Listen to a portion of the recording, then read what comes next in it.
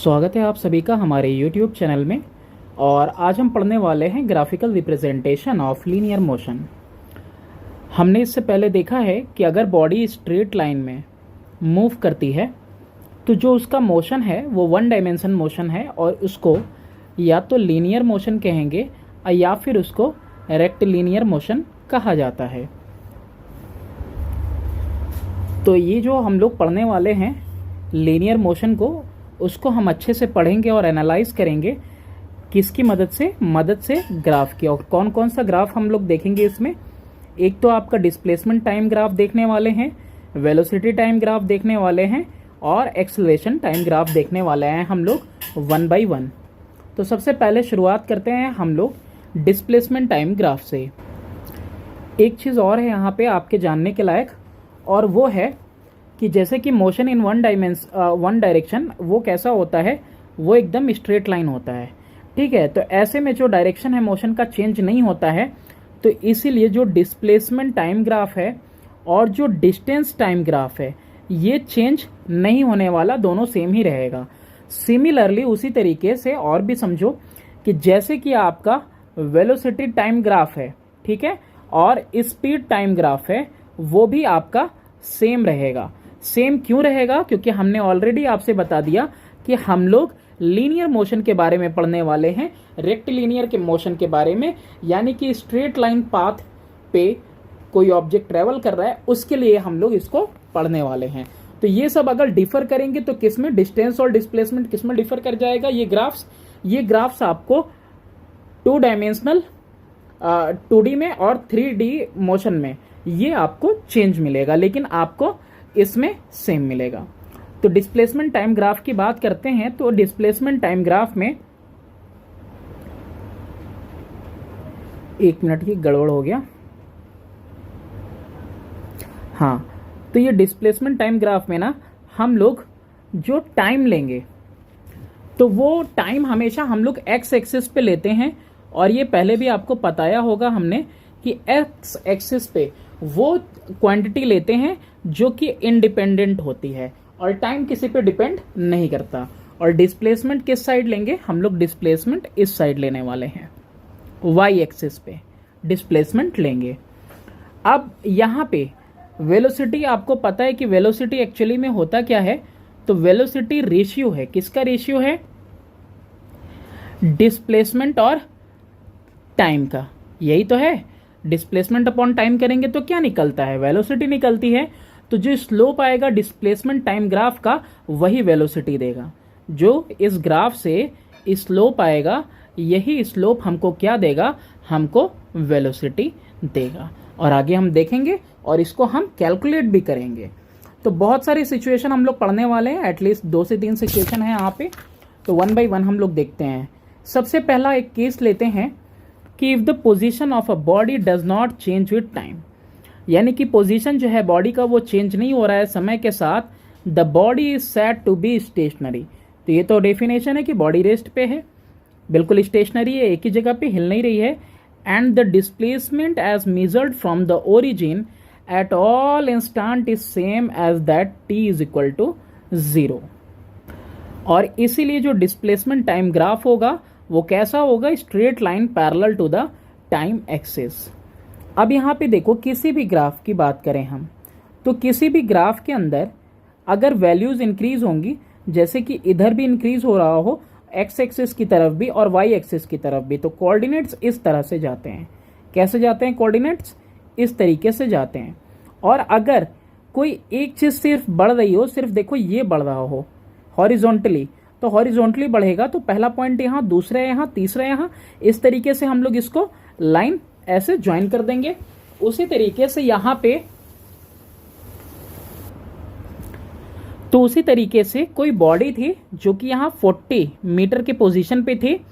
10 second बाद, 20 second बाद, 30 second, 40 second, 50 second, 60 second, किसी भी वक्त के बीतते हुए, वक्त बीत रहा है, वक्त गुजर रहा है, लेकिन बॉडी हर टाइम क्या है? उसी पोजीशन में है, यानी कि कोई मूवमेंट नहीं हो रहा। अगर मूवमेंट होता, डिस्प्लेसमेंट होता तो ये अपवर्ड जाता, यानी कि ग्राफ इस तरीके से जाता। तो कोई भी अपवर्ड मूवमेंट नहीं हो रहा है, इसका डिस्प्लेसमेंट नहीं हो रहा है, तो इसीलिए ये ग्राफ कैसा बनेगा, इन सारे पॉइंट्स को ज्वाइन करेंगे तो straight line parallel to the time axis ये हमारा बनेगा।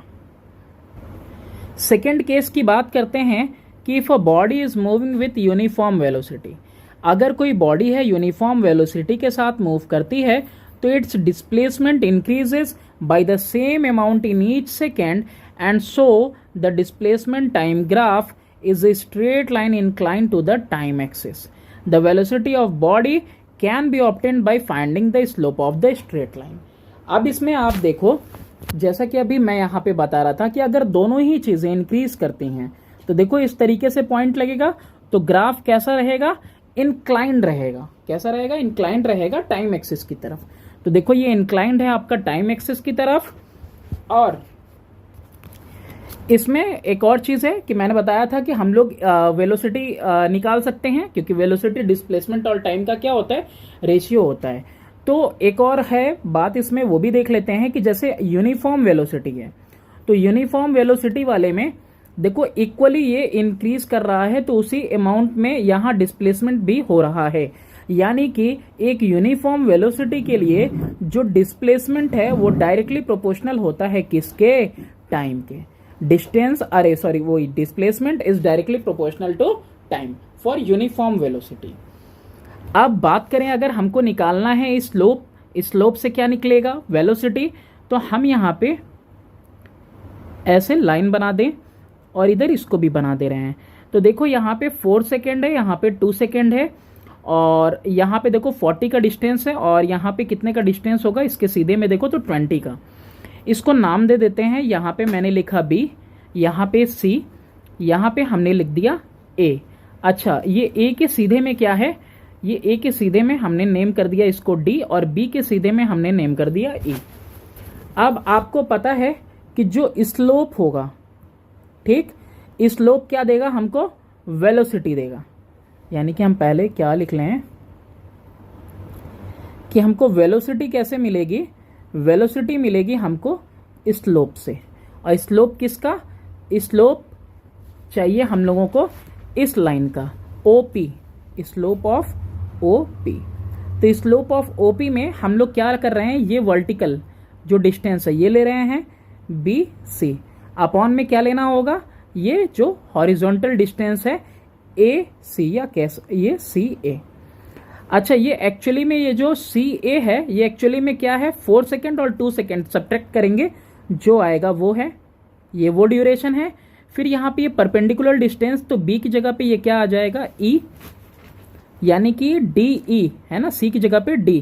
तो यानी कि यहाँ पे हम क्या लिख सकते हैं, हमको ED निकालना है, और ये C से लेके A तक 4 - 2 ये कर दिए।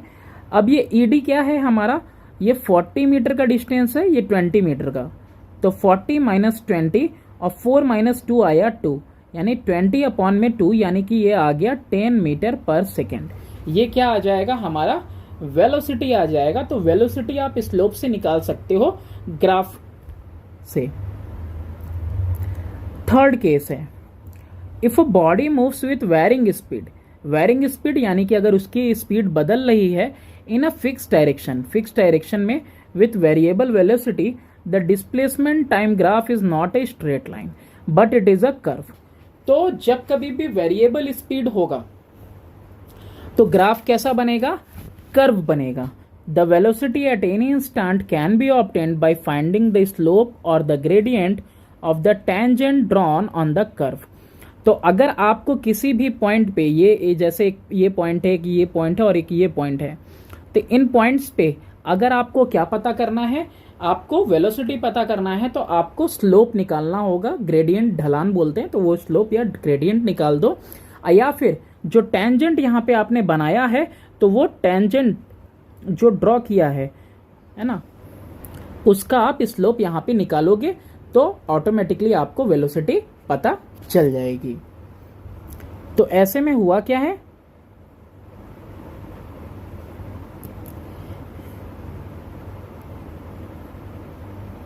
कि जब कभी देखो वेरिएबल है ना, कम हो रहा है ज्यादा हो रहा है, तो कभी भी ये कैसा होगा, स्ट्रेट लाइन नहीं होगा, कैसा जाएगा, बिल्कुल ऐसे कर्व जाएगा।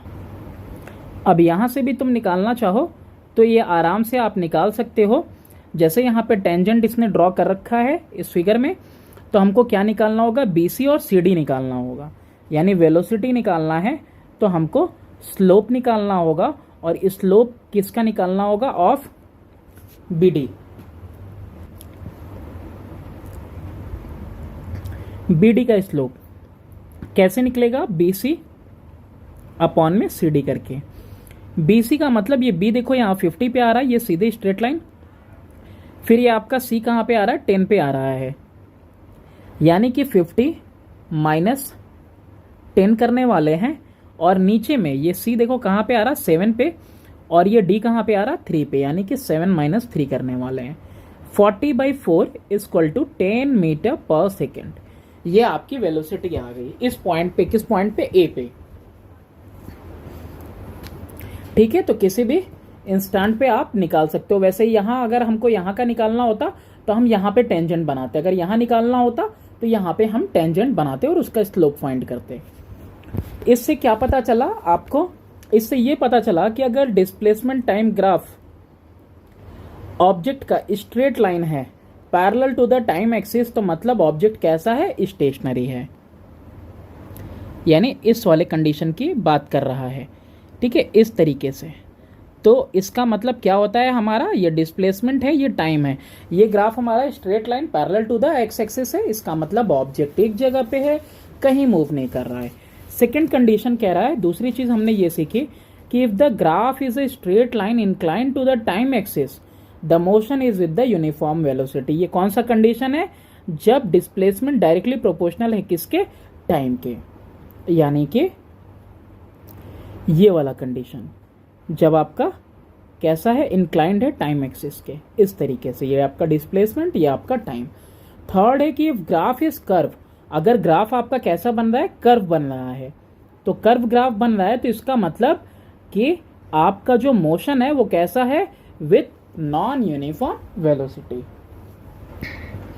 अब हम लोग बात करते हैं वेलोसिटी टाइम ग्राफ की। वेलोसिटी टाइम ग्राफ में भी वही होगा, जो टाइम है, टाइम हमारा इंडिपेंडेंट क्वांटिटी है, तो टाइम को हम लोग लेंगे एक्स एक्सिस पे, और यहाँ पे वेलोसिटी जो हमारा होगा वो हमारा होगा वाई एक्सिस पे। अब वेलोसिटी कैसी क्वांटिटी है, वेलोसिटी को हम लोगों ने देखा था कि ये एक वेक्टर क्वांटिटी है, और velocity can be positive, velocity can be negative. तो पॉजिटिव वेलोसिटी का मतलब क्या होता है, पॉजिटिव वेलोसिटी का मतलब होता है कि कोई ऑब्जेक्ट अपने इनिशियल पोजीशन से दूर जा रहा है। कहाँ जा रहा है, फार अवे जा रहा है, अवे जा रहा है। और नेगेटिव इस वेलोसिटी का मतलब क्या होता है कि कोई ऑब्जेक्ट है जो इनिशियल पोजीशन पे वापस आ रहा है। क्या कर रहा है कि वो बॉडी जो है कि मूव कर रहा है अपोजिट डायरेक्शन में, टुवर्ड द इनिशियल पोजीशन, है ना, अपोजिटली घूम जा रहा है। तो वेलोसिटी टाइम ग्राफ से हम लोग दो चीज यहाँ पे निकाल सकते हैं। क्या क्या निकाल सकते हैं, पहली चीज तो डिस्प्लेसमेंट हम लोग निकाल सकते हैं, वेलोसिटी टाइम ग्राफ से डिस्प्लेसमेंट निकल जाएगा। और दूसरी चीज डिस्प्लेसमेंट के अलावा आप एक्सेलरेशन भी निकाल सकते हो। कैसे निकलेगा वो आगे देखेंगे हम। डिटरमाइन करते हैं हम displacement from the velocity time graph. अब आपको पता है कि डिस्प्लेसमेंट आखिर होता क्या है, तो displacement is equal to velocity into time. ठीक है, तो वेलोसिटी इनटू टाइम, यही आपका डिस्प्लेसमेंट होता है। तो ये जो डिस्प्लेसमेंट है वो आपका कैसे निकल पाएगा, ये आप एरिया जो इनक्लोज्ड है between the velocity time and velocity time sketch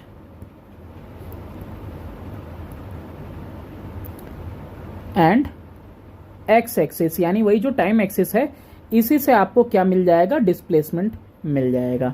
यानी कि इस ग्राफ की अगर हम बात करें तो अगर ए से लेके सी तक का डिस्प्लेसमेंट निकालना है तो इसके बीच में ये जो स्केच है ना, इसका एरिया निकाल दोगे, तुमको क्या मिल जाएगा, डिस्प्लेसमेंट मिल जाएगा। अब ये जो एरिया है वो कैसी दिख रही है आपको, ये आपको ट्रायंगल और शेप दिख रहा है, तो यानी ये ट्रायंगल का एरिया क्या देगा, आपको यहाँ पे एरिया ऑफ ट्रिएंगल आपको डिस्प्लेसमेंट देगा।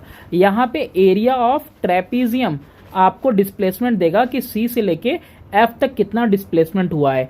अगेन एफ से लेके आई तक का जो डिस्प्लेसमेंट है वो कैसे आपको मिलेगा, वो डिस्प्लेसमेंट आपको मिलेगा ये एरिया कैलकुलेट करके।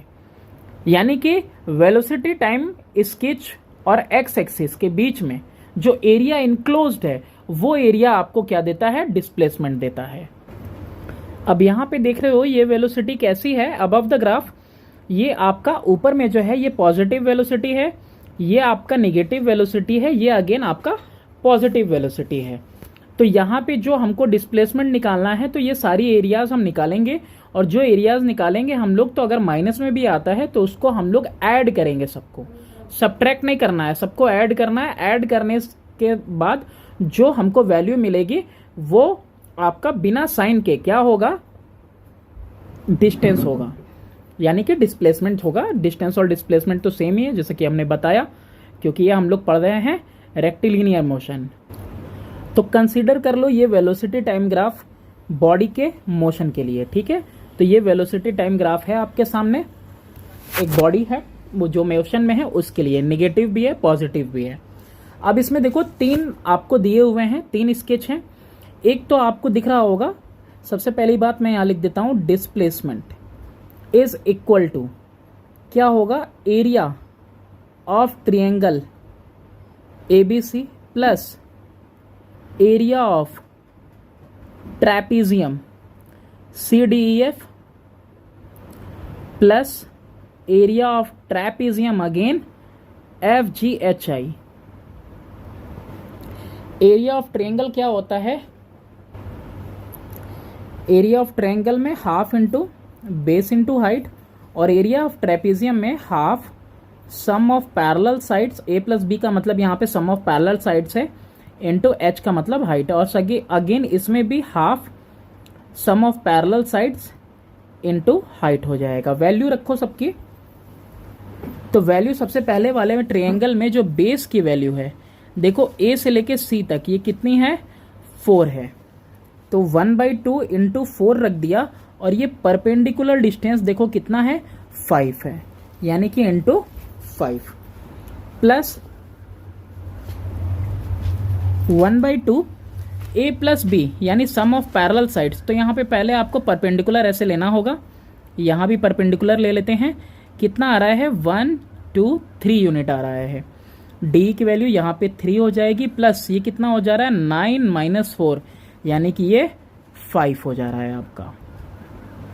इनटू हाइट की बात करें तो ये हाइट कितनी है, देखो यहाँ पे -5 है, लेकिन यहाँ पे हम लोग केवल 5 लेंगे, प्लस 1/2 यहाँ पे क्या आ रहा है, यहाँ पे ऐसे परपेंडिकुलर आपको गिराना होगा, ठीक है। तो ये कितना आया, 1 और 2 आया, यहाँ पे 2 आया। इसका GH की वैल्यू कितनी है, 2 यूनिट है, और ये 13 - 9 कितना आ रहा है, 4 आ रहा है आपका। इनटू हाइट, हाइट देख लो इसी के बराबर है, यानी कि 5 है। कितना आया, 2 1 ज़ा 2 2 ज़ा 2 5 ज़ा 10 हो गया यहाँ पे, 2 1 ज़ा, और ये कितना हो गया, 5 3 8, तो 4 टाइम में जाएगा। अब प्लस 4 5 ज़ा 20 आ गया, और ये कितना जाएगा, 4 2 6 होता है, तो 2 से ये 3 टाइम में जाएगा, 3 5 ज़ा 15। तो टोटल डिस्प्लेसमेंट जो है, जो यहाँ पे हमारा आया है वो आपका 45 मीटर आया है।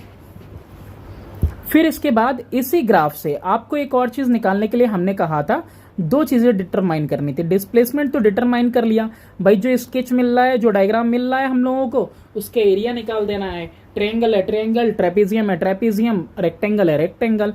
अब दूसरी चीज है कि एक्सेलरेशन कैसे निकालेंगे हम लोग। एक्सेलरेशन निकालने के लिए भी हम लोग सेम ग्राफ लेते हैं। अब देखो एक्सेलरेशन निकालने के लिए हम क्या करेंगे, मान लेते हैं यहाँ पार्ट है जो AB, यहाँ पे हम लोग एक्सेलरेशन निकालेंगे। तो एक्सेलरेशन के लिए आपको चाहिए क्या होता है, वेलोसिटी पहले A पे थी, अब वेलोसिटी कहाँ है, B पे है, तो वेलोसिटी में चेंज आया। तो एक्सेलरेशन होता ही है आपका चेंज इन वेलोसिटी अपॉन में टाइम इंटरवल, या फिर टाइम जितना लगा चेंज होने में। तो यहाँ A पे वेलोसिटी जो है वो आपकी इनिशियल वेलोसिटी होगी, ठीक। ये जो बी पे है ये आपकी फाइनल वेलोसिटी होगी। तो जो बी पे वेलोसिटी है एक्चुअली में वो है 5, और जो ए पे वेलोसिटी है एक्चुअली में ये स्टार्टिंग पॉइंट है, ये है आपका 0। टाइम देखो बी से परपेंडिकुलर हमने गिराया, ये कहाँ आ रहा है 3 पे, 3 माइनस 0 कितना आ रहा है ये 3 माइनस 0, तो 5/3 मीटर पर सेकेंड स्क्वायर, ये क्या आ गया हमारा एक्सेलरेशन आ गया। और ऐसा नहीं, ये कितना आएगा 1.67 मीटर पर सेकेंड स्क्वायर। किसी भी पार्ट में तुम निकाल सकते हो। अगर पार्ट बी और डी की हम बात करें, यानी सबको यहाँ पे मैं इरेज कर देता हूँ, ये इरेज कर दिया हमने, ठीक है। और अब किसकी बात कर रहे हैं, पार्ट बी और डी की बात कर रहे हैं, चलो ठीक है, पार्ट बी और डी की बात कर रहे हैं। अब एक्सेलरेशन क्या निकलेगा, ये है -5, ये है आपका +5, ये है आपका फाइनल, ये है आपका इनिशियल। तो बी डी के लिए क्या निकलेगा, बी डी पे एक्सेलरेशन जो होगा वो चेंज इन वेलोसिटी, यानी फाइनल माइनस इनिशियल, ठीक है, अपॉन में टाइम टेकन। तो टाइम कितना लग रहा है, परपेंडिकुलर देखो तो यहाँ पे 3 है और यहाँ पे देखो तो 5 है, ठीक है। देखो यहाँ पे टाइम इंटरवल, यहाँ 5 है, यहाँ 3 है, 5 माइनस 3 यानी कि -10 अपॉन में 2 कितना आ रहा है 5 मीटर पर सेकेंड स्क्वायर। और यहाँ पे ये माइनस साइन क्या दिखाता है, दिखाता है कि रिटार्डेशन हो रहा है, ठीक है। अब डी माइनस डी से लेके ई तक का अगर निकालना हो, कहाँ से कहाँ का, डी से लेके ई तक का, यहाँ से यहाँ तक का अगर हमको निकालना हो, तो यहाँ पे पैरेलल है, यानी वेलोसिटी में कोई चेंज नहीं, वेलोसिटी में कोई चेंज नहीं, तो इस पार्ट में एक्सेलरेशन कितना है 0 है। लेकिन फिर से अगर ई से लेके हमको जी तक जाना है तो ईजी के लिए कितना निकलेगा, तो ईजी के लिए सबसे पहले तो टाइम देखो, यहाँ पे ये 8 है और यहाँ पे 10 है, तो ईजी के लिए जो एक्सेलरेशन निकलेगा वो यहाँ पे -5 है और यहाँ पे +5 है।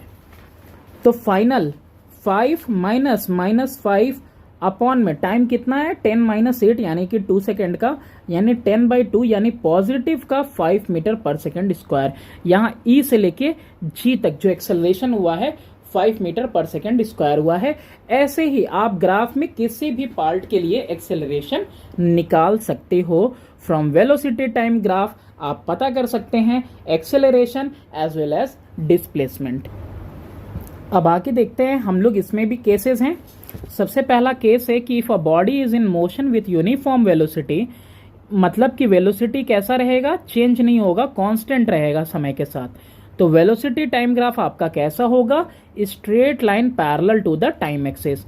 देखो वेलोसिटी कहाँ है, वाई एक्सिस पे, और अगर वेलोसिटी बढ़ नहीं रही है यानी कि ये वाई एक्सिस पे थोड़ी सी भी ऊंचाई नहीं छुएगा, तो यानी कि जिस पॉइंट पे है उसी पॉइंट पे 40 पे ही समय बीतने के साथ रह जाएगा। और यहाँ पे अगर आपको डिस्प्लेसमेंट निकालना है तो displacement is equal to area enclosed. Area जो इनक्लोज्ड है वो क्या है आपका, ए बी, ये लेंथ हो गया, इंटू बी सी, ये कर सकते हो आप। या फिर कह सकते हो v into T, velocity into time. तो वेलोसिटी 0 से 4 तक 4 हो गया और टाइम 0 से 5 तक 5 हो गया। 4 5 जो 20 यानी कि 20 मीटर का यहाँ पे डिस्प्लेसमेंट है, ठीक है।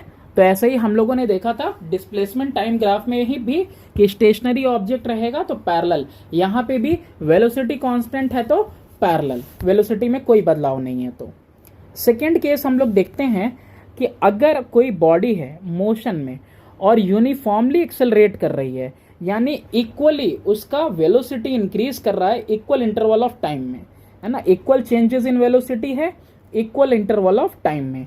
तो वेलोसिटी टाइम ग्राफ जो होगी वो स्ट्रेट लाइन होगी, इंक्लाइंड रहेगी, झुकी हुई रहेगी किधर को, टाइम एक्सिस की तरफ। और जो स्लोप होगा इसका वो हमको क्या देगा, एक्सेलरेशन देगा।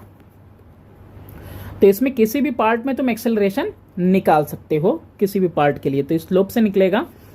तो देखो इक्वली दोनों जो है यहाँ पे इंक्रीज कर रहे हैं। पहले बात करते हैं हम लोग डिस्प्लेसमेंट निकालने की। डिस्प्लेसमेंट तो क्या होगा, area of triangle O Q P, यानी कि हो जाएगा half into base into height. Height का मतलब क्या है यहाँ पे, पी क्यू से, पी क्यू यानी 0 to 80 80 हो गया, और बेस से 0 to 8 कितना आ जाएगा, ये 8 आ जाएगा। यानी 2 1 जा 2 4 जा कितना आ जाएगा, 4 8 जा 32, 320 मीटर। अब हमको क्या निकालना है, एक्सेलरेशन निकालना है। एक्सेलरेशन किससे निकलेगा, स्लोप से निकलेगा, और स्लोप हमको किसका फाइंड करना होगा, ऑफ ओपी। ओपी का स्लोप फाइंड आउट करने के लिए पी क्यू अपॉन में क्यू ओ करेंगे।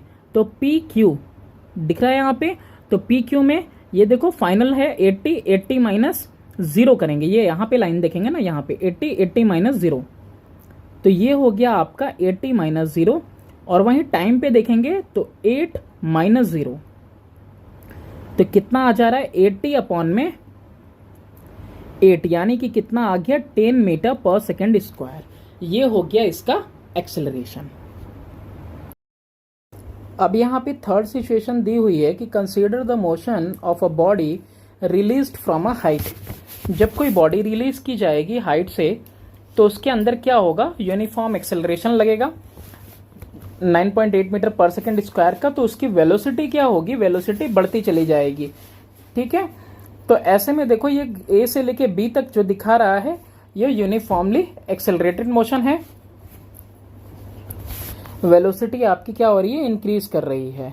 It is initially at rest and then falls down vertically with velocity increasing uniformly for 5 seconds and acquiring final velocity of 50 metre पर second. तो यहाँ पे ये बॉडी जो है रेस्ट में थी, वर्टिकली डाउनवर्ड एक हाइट से गिराया जा रहा है, और 5 सेकेंड में ये क्या कर रही है, ये बॉडी जो एक्वायर कर ले रही है, वो वेलोसिटी एक्वायर कर ले रही है 50 मीटर पर सेकेंड का। अच्छा, जब ये हिट करेगी ग्राउंड को, क्योंकि एक हाइट से गिराई गई है, तो जब ये हिट करेगी ग्राउंड को, तो ये राइज करेगी वर्टिकली, यानी कि ऊपर को उठेगी। कोई भी बॉल हो, जब नीचे को आएगा, तो जब ग्राउंड से हिट करेगा, तो फिर वो अब क्या करेगा, राइज करेगा ऊपर की तरफ। तो जब ऊपर की तरफ राइज करेगा, तो यानी कि वेलोसिटी क्या होगी, डिक्रीज करेगी, है ना, और डायरेक्शन भी रिवर्स हो जाएगा। To the same height with the velocity decreasing uniformly, तो सेम हाइट तक ये जाएगा जिस हाइट तक ये आया है। और इस केस में जो वेलोसिटी टाइम ग्राफ, जैसे कि इस डायग्राम में तुम देख सकते हो, ये ए बी वाला क्या दिखा रहा है, डाउनवर्ड जर्नी दिखा रहा है, ये डाउनवर्ड जर्नी है, ये इसको दिखा रहा है, और ये अपवर्ड जर्नी दिखा रहा है, ये नीचे वाला। और ये आपको अपोजिट इसलिए है क्योंकि यहाँ पे डायरेक्शन मोशन का रिवर्स हो गया है। ठीक है, तो ये जो पार्ट सी डी है, ये शो करता है किसको, अपवर्ड मोशन को शो करता है निगेटिव वेलोसिटी के साथ। किसके साथ, निगेटिव वेलोसिटी के साथ, क्योंकि यहाँ पे डायरेक्शन मोशन का रिवर्स हो गया है। अब बॉडी ऊपर से नीचे के बजाय नीचे से ऊपर को जा रही है। तो 3 कंडीशन हम लोगों ने देखा। अब इसमें भी देखो, देखते हैं कि हम लोग क्या कंक्लूजन पे आते हैं। सबसे पहली चीज कि for motion with a uniform velocity, अगर यूनिफॉर्म वेलोसिटी है तो वेलोसिटी टाइम ग्राफ कैसा होगा, straight line parallel to the time axis, यानी कि बिल्कुल आसान है, एकदम ऐसा। ठीक है, तो ये हमारा ग्राफ हो जाएगा। ये टाइम इधर नीचे एक्स एक्सिस पे और हमारा वेलोसिटी वाई एक्सिस पे। If the velocity time graph is a straight line inclined to the time axis, the motion is with uniform acceleration. मतलब क्या है कहने का, कि अगर हमारा ग्राफ कैसा है, एक स्ट्रेट लाइन है, ठीक है, और इंक्लाइंड है टू द टाइम एक्सिस, तो ऐसे में हो क्या रहा है, यूनिफॉर्म एक्सेलरेशन हो रहा है उसके अंदर, यानी कि इक्वल इंटरवल में इक्वल अमाउंट ऑफ वेलोसिटी का चेंज आ रहा है। If the velocity time graph is a curve, अगर वेलोसिटी टाइम ग्राफ कैसा है, एक कर्व है, ठीक है, ऐसा कर्व है, तो यानी कि मोशन कैसा है, नॉन यूनिफॉर्म एक्सेलरेशन के साथ है, यानी कि unequal change in velocity with equal interval of time, अलग अलग समय पे अलग अलग चेंज आ रहा है वेलोसिटी के अंदर। तो ऐसे कंडीशन में क्या होगा, आपका कर्व बनेगा। अब लास्ट वन पे आते हैं। लास्ट वाला है हमारा एक्सेलरेशन टाइम ग्राफ।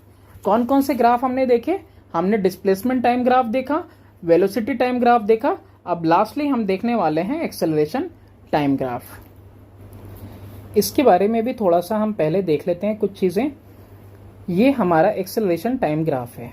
तो टाइम हमेशा हम लोग एक्स एक्सिस पे लेंगे और जो एक्सेलरेशन होगा हमारा वो वाई एक्सिस पे हम लोग लेने वाले हैं। अब आपको पता है कि एक्सेलरेशन होता क्या है, चेंज इन वेलोसिटी अपॉन में टाइम होता है। ओके, तो यानी कि चेंज इन स्पीड को हम क्या कह सकते हैं, change in speed is equal to acceleration into time, ये भी कह सकते हैं। तो हम लोग जो एरिया है एक्सेलरेशन टाइम स्केच और टाइम एक्सिस के बीच में हम लोगों को क्या मिल जाएगा, change in speed of body. यानी कि हम ये कहें कि जैसे मैंने ये ग्राफ बना दिया, तो ये जो आपका एक्सेलरेशन टाइम स्केच बना है और ये टाइम एक्सिस के बीच में ये जो एरिया है, ये एरिया अगर आप निकालते हो तो इस एरिया को निकालने से आपको क्या मिलेगा, change in speed of the body मिलने वाला है। क्या मिलने वाला है, change in speed of the body. वैसे ही मिलने वाला है जैसे आपको डिस्प्लेसमेंट टाइम ग्राफ में, नहीं वेलोसिटी टाइम ग्राफ में, सॉरी वेलोसिटी टाइम ग्राफ में जैसे आपको डिस्प्लेसमेंट मिल रहा था ना, वैसे ही यहाँ पे आपको क्या मिलने वाला है, ये जो एरिया निकालेंगे, ट्रायंगुलर हो, ट्रेपीजियम हो, स्क्वायर हो, रेक्टेंगल हो, चाहे जैसा भी एरिया इनक्लोज होगा, तो उस वो एरिया निकालने पे आपको क्या मिलेगा, चेंज इन स्पीड, यानी कि फाइनल माइनस इनिशियल की वैल्यू मिलेगी। मतलब कहीं पे भी आप किसी भी पॉइंट पे निकालोगे तो उस पॉइंट का आपको मिल जाएगा चेंज इन स्पीड की कितना स्पीड में चेंज आ रहा है। अब इसमें भी अलग अलग कंडीशन है, तो कंडीशन देखते हैं। सबसे पहला कि if the body is stationary और if it is moving with a uniform velocity, तो एक्सेलरेशन क्या हो जाएगा, 0 हो जाएगा। बॉडी कैसी है, स्टेशनरी है या फिर यूनिफॉर्म वेलोसिटी के साथ जा रही है, यानी कि एक्सेलरेशन हो ही नहीं रहा है, ऊपर जा ही नहीं रहा है, तो 0 पे है, पहले भी था, अभी भी है, अभी भी है, टाइम के साथ ऐसा ही है। तो ये जो ग्राफ बनेगा कैसा बनेगा, एक्स एक्सिस पे ही ग्राफ आपका बन जाएगा। ठीक है, क्या हो जाएगा, एक्स एक्सिस पे ही बन जाएगा।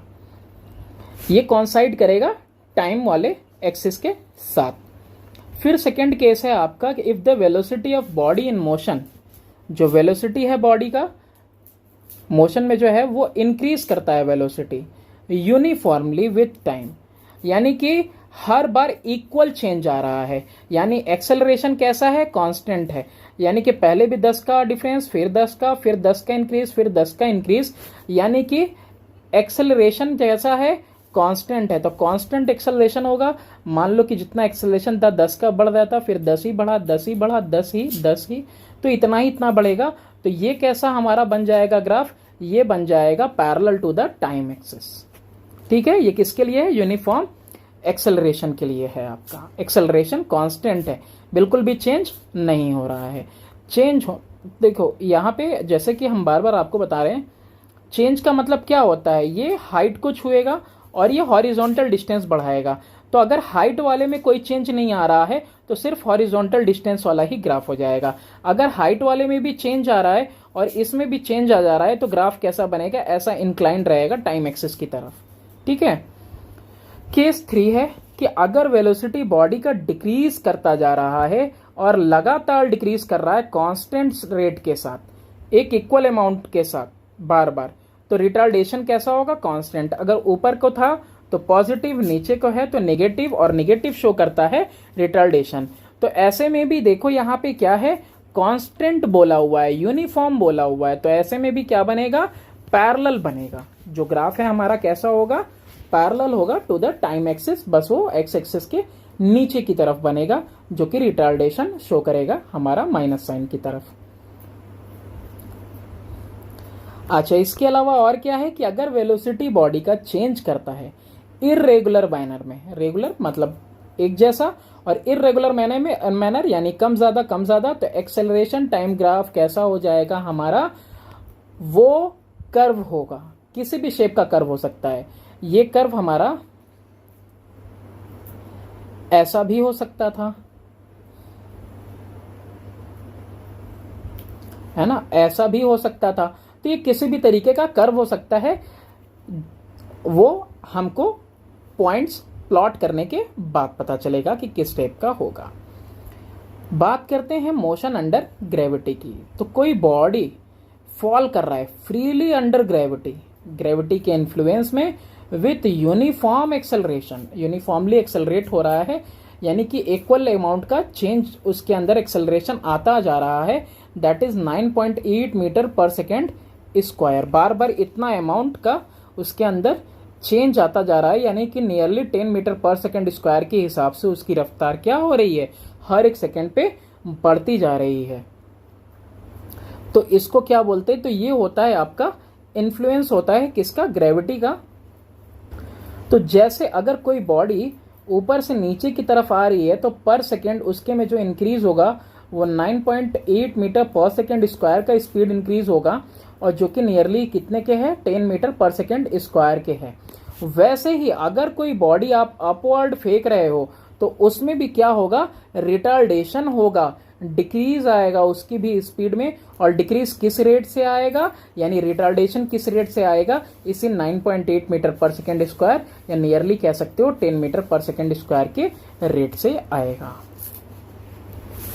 एक्सेलरेशन टाइम ग्राफ अगर फ्रीली फॉलिंग बॉडी के लिए बनाएं तो देखो यहाँ पे ये टाइम एक्सिस है और ये आपका एक्सेलरेशन वाई एक्सिस पे हमने बना रखा है। तो बार बार इंक्रीज कितने का हो रहा है, 10 का हो रहा है, नियरली 10 का। तो देखो पहले सेकंड में भी 10 का इंक्रीज, दूसरे में भी 10 का, तीसरे में भी 10 का, चौथे में, पांचवें में भी 10 का। तो यानी कि ये हमारा ग्राफ कैसा रहेगा, पैरेलल रहेगा टू द टाइम एक्सिस। फिर इसके बाद है velocity time graph freely falling body के लिए। तो फ्रीली फॉलिंग बॉडी के लिए क्या हो रहा है, वेलोसिटी टाइम ग्राफ, वेलोसिटी समय के साथ इंक्रीज कर रहा है। क्या हो रहा है, बार बार इंक्रीज कर रहा है। कितने अमाउंट के साथ इंक्रीज कर रहा है, तो यही 10 मीटर पर सेकेंड स्क्वायर के साथ नियरली इंक्रीज करता जा रहा है। ठीक है, तो देखो 0 से 10 पहले सेकंड में, फिर 10 से 20, 20 से 30, 30 से 40 और 40 से 50। ये क्या कर रहा है, बढ़ता चला जा रहा है। यानी इस कंडीशन में हो क्या रहा है, हमारा जो वेलोसिटी है वो बिल्कुल टाइम के डायरेक्टली प्रोपोर्शनल है। कब, फ्रीली फॉलिंग बॉडी के ग्राफ के लिए बिल्कुल डायरेक्टली डिपेंड करता है। जैसे ही समय बीतेगा वैसे ही स्पीड भी इक्वल अमाउंट में सेम रेशियो में चेंज हो जाएगा, इंक्रीज कर जाएगा। अच्छा, डिस्प्लेसमेंट टाइम ग्राफ की बात करें फ्रीली फॉलिंग बॉडी के लिए, तो इसको आप ग्राफ से पहले ऐसे समझो, ये कोई हाइट थी, यहां पे बॉडी रेस्ट में थी, पहले सेकंड में इतना डिस्टेंस कवर की, इस समय इसका स्पीड कितना था, 10 मीटर पर सेकेंड। लेकिन दूसरे सेकंड, एक सेकंड बदलने के बाद क्या होगा, दूसरे सेकंड में इसके अंदर इंक्रीज आ जाएगा स्पीड में कितने का, +10 का एक्सेलरेशन लगेगा। तो अब इसकी स्पीड कितनी हो गई, 20 मीटर पर सेकेंड की। यानी अब ये कितना डिस्टेंस कवर करेगा, पहले वाले से ज्यादा। फिर इसके बाद क्या हो जाएगा, इसमें एडिशन हो जाएगा कितने, 10 मीटर पर सेकेंड स्पीड का एडिशन हो जाएगा। एक्सेलरेशन है ना, इक्वल अमाउंट हमेशा यूनिफॉर्मली एक्सेलरेटेड रहेगा। तो अब इसकी स्पीड कितनी हो गई, 30 मीटर पर सेकेंड की, यानी कि अभी और ज्यादा डिस्टेंस ट्रेवल करेगा। फिर उसके बाद इसकी स्पीड 40 हो जाएगी और ज्यादा डिस्टेंस ट्रेवल करेगा। तो इसीलिए देखो डिस्प्लेसमेंट टाइम ग्राफ बनेगा तो कैसा बनेगा, कर्व बनेगा इस तरीके का, है ना। देखो पहले में क्या कर रहा है, पहले सेकंड में सिर्फ देखो इतना माइनर सा डिस्टेंस ट्रेवल किया, ठीक है, इतना माइनर सा। लेकिन वैसे ही दूसरा सेकंड जैसे ही आया स्पीड बढ़ चुकी थी तो डिस्प्लेसमेंट भी बढ़ गया। फिर उसके बाद और ज्यादा बढ़ा तो देखो यहाँ पे 20 से 40 इतना कवर किया, फिर 40 से ऊपर है थोड़ा सा, फिर देखो 80 तक का कवर किया, फिर 80 से 120 के अबव 125 तक का कवर कर रहा है डिस्प्लेसमेंट। क्यों, क्योंकि डिस्प्लेसमेंट आप यहाँ भी देख सकते हो कि इंक्रीज कर रहा है। क्यों इंक्रीज कर रहा है, क्योंकि एक्सेलरेशन ड्यू टू ग्रेविटी लग रही है इसके ऊपर, फ्रीली फॉलिंग बॉडी है तो +10 मीटर पर सेकेंड स्क्वायर के हिसाब से, इस रेट के हिसाब से इसकी वेलोसिटी बढ़ती चली जाएगी। और वेलोसिटी बढ़ रही है तो डिस्टेंस भी ये ज्यादा से ज्यादा आपका कवर करेगा। अब हम क्या करने वाले हैं, अब हम डिराइव करने वाले हैं इक्वेशन ऑफ मोशन। तो 3 इक्वेशन है, तो तीनों इक्वेशन हम बारी बारी से यहाँ पे डिराइव करेंगे और वो भी ग्राफिकल मेथड का यूज करके, यानी कि ग्राफ से। तो मान लो कि कोई वेलोसिटी थी इनिशियली u तक थी, तो इनिशियल वेलोसिटी यहाँ u तक है यहाँ पे, फिर वो वेलोसिटी इंक्रीज होती है और वेलोसिटी कहाँ जाती है, फाइनल वेलोसिटी यहाँ v तक जाती है, यानी c तक जाती है। ये ग्राफ बना के रखा हुआ है हमने। और वेलोसिटी यहाँ u से v तक जाने के लिए ना यूनिफॉर्मली बढ़ी है, ठीक है, इस तरीके से। अब हम लोगों ने यहाँ पे पढ़ रखा है कि एक्सेलरेशन कैसे मिलेगा। देखो यहाँ मैंने लिखा है v, यानी कि वेलोसिटी की बात कर रहा हूँ मैं, और यहाँ पे हमने लिख रखा टाइम, यानी वेलोसिटी टाइम ग्राफ बना हुआ है। तो वेलोसिटी टाइम ग्राफ में हमको अगर एक्सेलरेशन निकालना है तो एक्सेलरेशन स्लोप से निकलेगा, और स्लोप किसका रहेगा, ए से लेके बी तक का। स्लोप ऑफ ए बी, तो ए बी का स्लोप यानी कि ये जो बी से लेके ई तक का है, और ये जो यहाँ पे ए से लेके जो ई तक का है, यही हमको लेना पड़ेगा। इसी से हमको स्लोप निकालना है, यानी कि ई बी अपॉन में ए ई करना है। एक्चुअली में ये जो ई बी है, ये ई बी एक्चुअली में क्या है, सी से लेके ए तक की वैल्यू है, यानी कि ए सी है। अपॉन में ये जो हमारा ए से लेके ई तक है, ये ए ई किसके इक्वल है, ओ डी के इक्वल है, यानी यहां हम ओ डी लिख सकते हैं। ठीक, अब ये हमारा जो ए सी है, दिख रहा है ए से लेके सी, ये ए सी है। एक्चुअली में ये पूरा यहां से ऊपर, नीचे से ऊपर तक क्या है, फाइनल वेलोसिटी है, और ये यहां से यहां तक क्या है, ये इनिशियल वेलोसिटी है। यानी कि फाइनल माइनस इनिशियल वेलोसिटी, यही तो होगा ए सी। ए सी का मतलब हुआ आपका, ये ओ मान लें तो ओ सी में से ये हमको ओ ए हटाना पड़ेगा, ओ ए हटा दिया, और ये ओ डी रहने देते हैं अभी फिलहाल के लिए। तो ओ सी क्या है, यहाँ पे ओ से लेके सी तक एक्चुअली में ये फाइनल वेलोसिटी है, और ए से लेके ओ तक क्या है, ये इनिशियल वेलोसिटी है, और ओ डी क्या है, यही तो है आपका टाइम। ओ डी क्या है, एक्चुअली में यही टाइम है। तो अपॉन टी कर देंगे, और निकल क्या रहा है हमारा, एक्सेलरेशन। तो पहला हमारे पास निकल गया equation, a is equal to v minus u upon t, और v minus u is equal to a t. ठीक है, कुछ भी कह सकते हो आप, क्योंकि अब आप इसको बदल सकते हो, है ना भाई, इंटरचेंज कर सकते हो इधर उधर करके।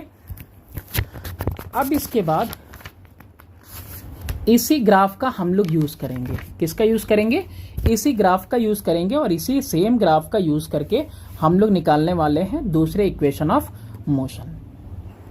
तो देखो हमने यहाँ पे सेम डायग्राम बना लिया, जो डायग्राम हमने अभी यहाँ बनाया था, स्लोप यहाँ पे फाइंड किया एक्सेलरेशन के लिए, और इक्वेशन फाइंड किया, सेम ग्राफ हमने यहाँ पे कॉपी कर लिया है। अब हमने ये पढ़ रखा है कि जब वेलोसिटी टाइम ग्राफ हमारे पास है, तो ये जो आपका velocity time sketch and time axis, इसके बीच में जो एरिया होती है ना, ये एरिया हमको क्या देती है, ये एरिया एक्चुअली में हमको डिस्प्लेसमेंट देती है। यही तो हम लोगों ने देखा था वेलोसिटी टाइम ग्राफ में, डिस्प्लेसमेंट निकाल रहे थे हम लोग। तो यानी कि ये जो पोर्शन है पूरा, ये वाला जो पोर्शन है, तो ये जो एरिया है, ये एरिया हमको क्या देने वाला है, ये एरिया हमको देने वाला है डिस्प्लेसमेंट। तो डिस्प्लेसमेंट के लिए हम क्या करने वाले हैं, इस एरिया को कैलकुलेट करने वाले हैं। यहाँ ओ ले लेते हैं, यहाँ डी ले लेते हैं। अब ये एरिया निकालने के लिए हमारे पास दो तरीका है, या तो हम पूरे एरिया को ए ओ डी बी को क्या समझ लें, एक ट्रेपेजियम की तरह समझ लें, या फिर हम इस एरिया को ट्रेपेजियम के बजाय कैसे निकालें, इसको हम ट्रायंगल ए ई बी या A B E plus rectangle A E D O में चेंज कर लें, ए ई डी ओ में। ठीक है, तो ये एरिया जो ए ओ डी बी की एरिया है, यानी ये जो एरिया हमने पेंट की है, ये दो तरीके से निकल सकती है। एक तो पूरा ट्रेपेजियम मान ले इसको, तब निकल सकती है, और दूसरा ट्रायंगल ए बी ई और रेक्टेंगल ए ई डी ओ कर लें, तब भी हमारा ये निकल सकता है। तो सबसे पहले हम क्या करने जा रहे हैं, इसको हम ट्रेपेजियम मान लेते हैं। ठीक है, तो यानी जो डिस्प्लेसमेंट यानी कि एस हमारा निकलेगा, वो कैसे निकलेगा, area of trapezium A O D B से निकलेगा। एरिया ऑफ ट्रेपेजियम का फॉर्मूला होता है हाफ, और ब्रैकेट में sum of parallel sides into height होता है, यही होता है फॉर्मूला। हाफ तो लगा दिया, सम ऑफ पैरेलल साइड्स में क्या क्या लिखेंगे, देखो एक तो ये परपेंडिकुलर है, एक ये परपेंडिकुलर है, एक ये हाइट है तुम्हारी, एक ये हाइट है। तो हाइट में एक तो हो गया आपका एओ, प्लस दूसरा हाइट, सॉरी हाइट कह रहा हूँ, पैरेलल, तो पैरेलल एक हो गया AO, दूसरा हो गया D से लेके B तक, या फिर BD लिख सकते हो। इनटू हाइट की बात करें तो ये इन दोनों के बीच में परपेंडिकुलर डिस्टेंस, यानी किसकी बात कर रहे हैं हम, टाइम की बात करें, किसकी बात कर रहे हैं, टाइम। तो टाइम को डिनोट करते हैं हम यहाँ पे T से, तो हमने यहाँ पे T के बजाय पहले यहाँ पे OD लिख देते हैं। सबकी वैल्यूज अब लिख देते हैं जैसे जैसे हमने ले रखी हैं ऐसे, जैसे कि हमने यहाँ पे हाफ लिख दिया, AO दिख रहा है, AO की जगह पे हमने इनिशियल स्पीड लिख दी, प्लस BD कहाँ है आपका, B से लेके D तक, यानी ये क्या है, फाइनल वेलोसिटी है भाई। ये देखो BD दिख रहा है, ये यहाँ से लेके यहाँ तक ये BD एक्चुअली में क्या है, यही आपका फाइनल वेलोसिटी है।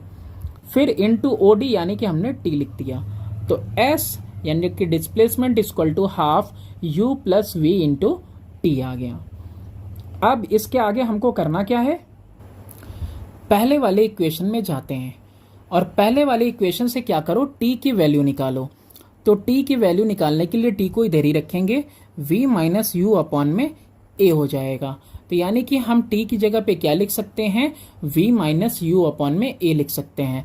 तो हमने T की जगह पे क्या लिख दिया, V माइनस यू अपॉन में A लिख दिया, ये लिख दिया T की जगह पे, और यहाँ पे U प्लस V रहने दिया, और यहाँ पे 1/2 भी रहने दिया। अब देखो V U प्लस V, या कह सकते हो V plus U, V minus U, तो क्या हो जाएगा, A square minus B square, और नीचे 2 से मल्टीप्लाई A होगा तो 2A। तो एक इक्वेशन यहाँ पे हमारा क्या आ गया कि V square minus U square is equal to 2AS, ये आ गया। फिर दूसरा वाला हमने क्या कहा था, ट्रिएंगल और ट्रिएंगल प्लस रेक्टेंगल। तो यहाँ पे फिर से डिस्प्लेसमेंट निकालते हैं हम, और इस बार डिस्प्लेसमेंट निकालेंगे तो लिखेंगे एरिया ऑफ ट्रिएंगल, कौन सा था, ABE plus rectangle, area of rectangle AEDO। यहाँ पे क्या होगा, half into base into height, और यहाँ पे प्लस, प्लस का साइन होगा यहाँ पे half sum of parallel sides into height. ठीक है, अब ABE में आते हैं, ABE में आते हैं तो हमारा क्या है, BE हाइट है, ये हमारा BE क्या है, हाइट है। तो यहाँ पे हम लिख देते हैं हाफ इंटू BE, ये हाइट है, और बेस क्या है, बेस एक्चुअली में है आपका AE, A से लेके E तक। तो AE को हम क्या लिख सकते हैं, और OD लिख सकते हैं। तो पहले हम लिखते हैं AE plus half sum of parallel sides into height. देखो एक्चुअली में यहाँ पे गड़बड़ हो गई है, और गड़बड़ क्या हुई है, गड़बड़ ये हुई कि रेक्टेंगल लिया है ना हमने, तो रेक्टेंगल में डायरेक्टली क्या लिखना होता है भाई, लेंथ इंटू ब्रेड्थ लिखना होता है ना। ये ट्रेपीजियम तो पिछला वाला था, ये तो हमारा रेक्टेंगल है, एरिया ऑफ रेक्टेंगल AEDO, तो लेंथ इंटू ब्रेड्थ लिखेंगे। तो यहाँ पे हम लोग ब्रेड्थ में ले लेंगे AO को, और लेंथ में ले लेंगे OD को। तो लेंथ में हमने OD ले लिया, और ब्रेड्थ में हमने किसको ले लिया, AO को ले लिया। अब इंटरचेंज करो, 1/2 BE क्या है एक्चुअली में, BE एक्चुअली में A से लेके C तक का डिस्टेंस है।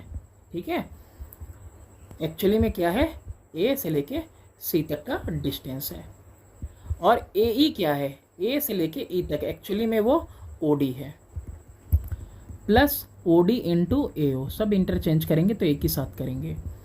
हाफ AC का मतलब क्या होता है, देखो यहाँ पे A से लेके C तक, AC अगर निकालना है तो आपको OC में से AO माइनस करना पड़ेगा।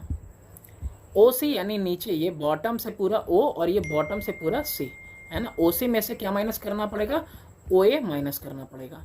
तो OC यानी कि फाइनल वेलोसिटी माइनस AO यानी कि इनिशियल वेलोसिटी, यानी AC की जगह लिख सकते हैं V माइनस U, AC की जगह लिख दिया V माइनस U, ये लिख दिया। OD तो सामने दिख रहा है कि क्या है, ये T है एक्चुअली में, T plus OD again T था, अभी तुरंत देखा लिखा, और AO क्या है, हमारा इनिशियल वेलोसिटी है। देख सकते हो AO क्या है, हमारा इनिशियल वेलोसिटी है। अब यहाँ पे कितना आएगा, half v minus you into T, और ये तो अब यहाँ पे हम किसको हटाएंगे, रिप्लेस करेंगे। देखो हम यहाँ पे इस पार्ट को रिप्लेस करने वाले हैं, v माइनस यू को। फिर से पहले वाली इक्वेशन में आ जाओ। v माइनस यू की वैल्यू कितनी है भाई, v minus u is equal to 80, दिख रहा है ना, यहाँ है। तो v माइनस यू की जगह पे हम क्या लिख देंगे, इसकी जगह पे लिख देंगे हम AT, half into AT into T plus U T हो जाएगा ये। और इधर क्या है, निकाल क्या रहे थे, डिस्प्लेसमेंट। तो क्या आ जाएगा यहाँ पे, S is equal to u t plus half AT square. तो ये आपने इक्वेशंस डिराइव कर लिए ग्राफिकल मेथड से, ज़्यादा मुश्किल नहीं है। अगर एक बार में ना समझ में आए आप दोबारा देख सकते हो। अब इसके बाद हम लोग करने वाले हैं numericals. Thanks for watching, do subscribe and share my channel.